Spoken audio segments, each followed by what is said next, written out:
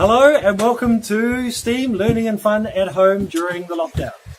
So my name is Warwick and these are my wonderful mad scientist assistants Alexis and Neva. Hello. So I'm lucky enough to work at the Manawatu District Libraries as a technology leader, so I get to do fun stuff related to STEAM, which if you haven't met it before is science, technology, engineering, arts and maths.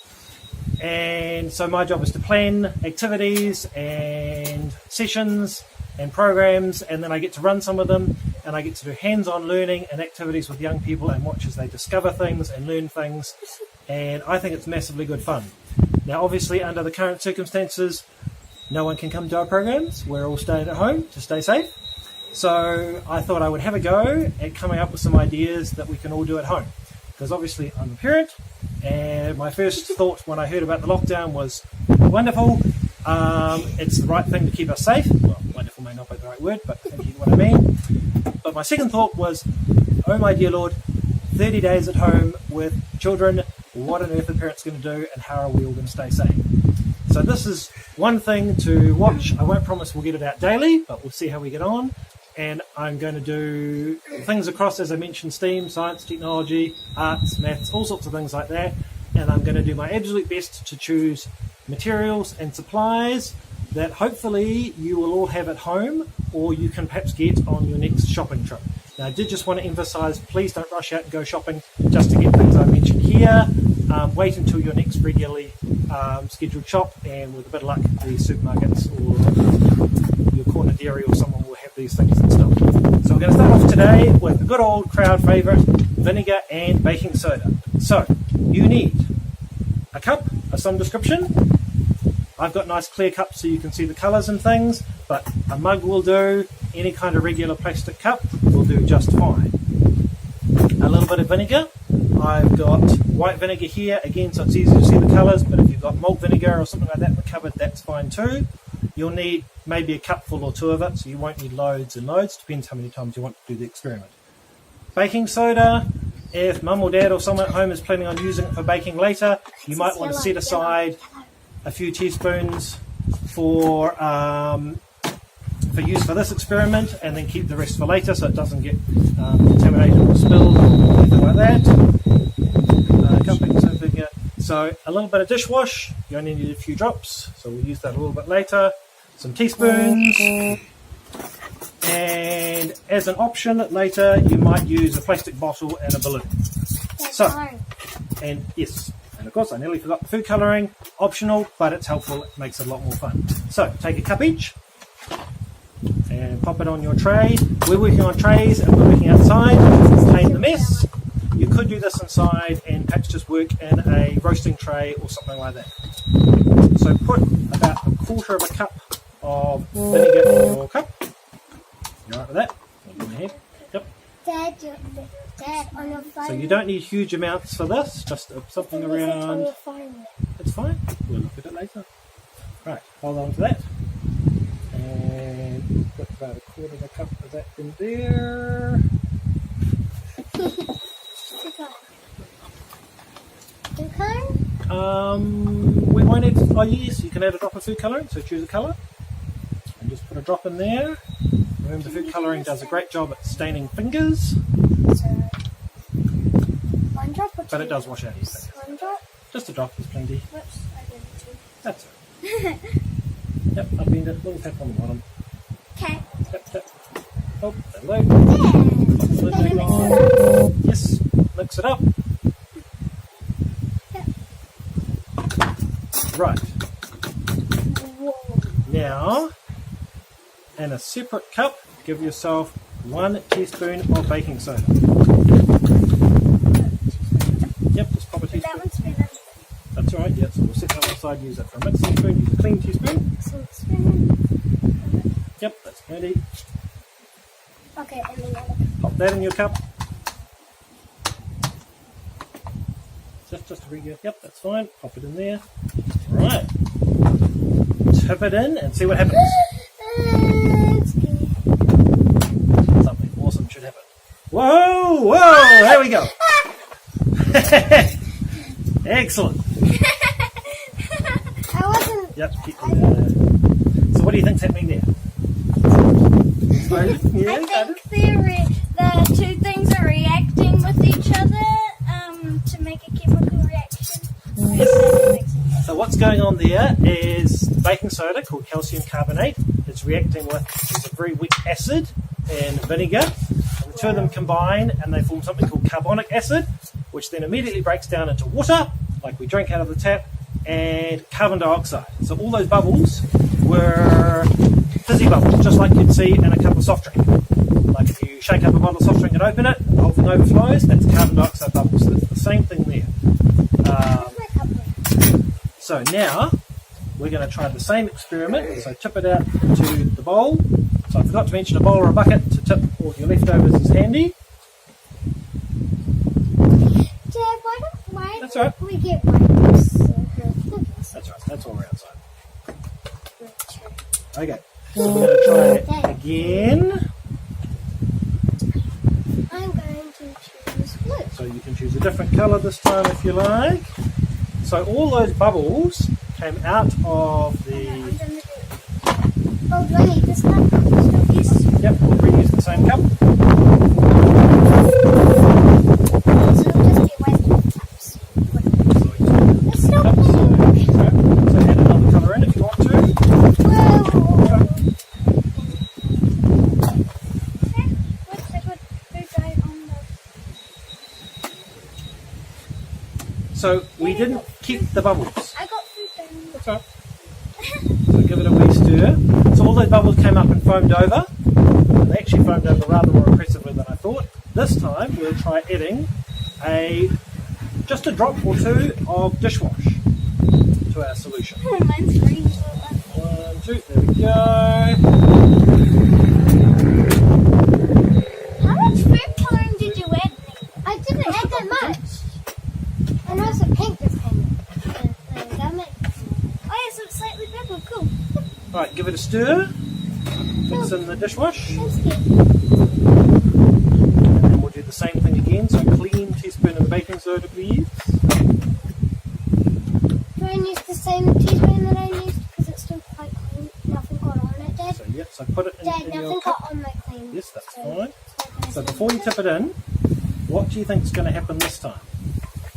So we've got the same experiment, but we've added dishwash detergent. It's gonna explode. I don't really know, because what's in dishwasher? Have you ever put a straw into the sink when you're washing the dishes and blown some bubbles? Yes. Yes, I've tried that hundreds of times for art. So adding the It makes dishwash. bubbles. Yep. We're going to keep all the bubbles because they'll blow into the bubbles from the dishwash. So have we go. See what happens. I'm scared. Whoa, that's cool. It changed colour. Okay, welcome back. We had a small technical hitch there and we lost the last half of our experiments. But that's right, because they're great fun, so we'll do them all over again. Yes. So, you need a cup. Yep, I do need a cup. You need a cup. Mad scientist number 2. Which one's get that one wet? That had So, chasing things in the wind. that one, Alexis. Maybe that's So yours. that's fine. It's not mine. So if you've ever played with the garden hose at home and you turn it on and the water comes out the end at say a medium speed, what happens when you put your finger over the end and try to stop the flow of water? What happens? It's read upwards. The cat. How far does it go? The cat really far.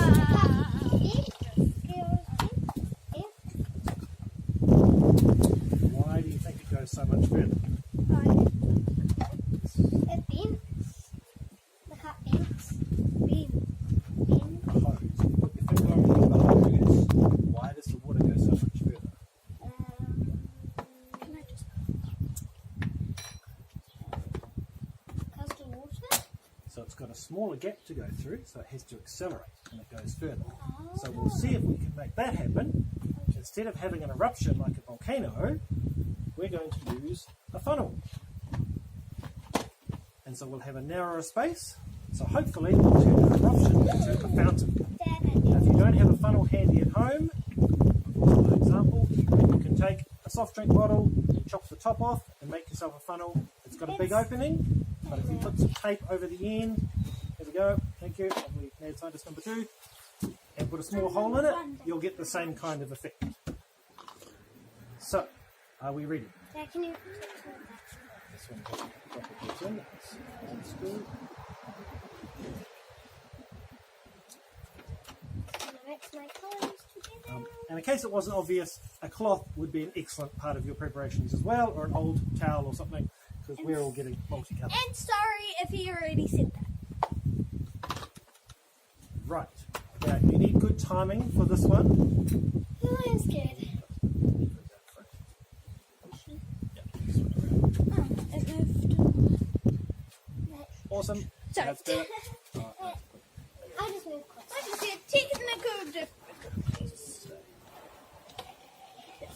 Dad, that's too.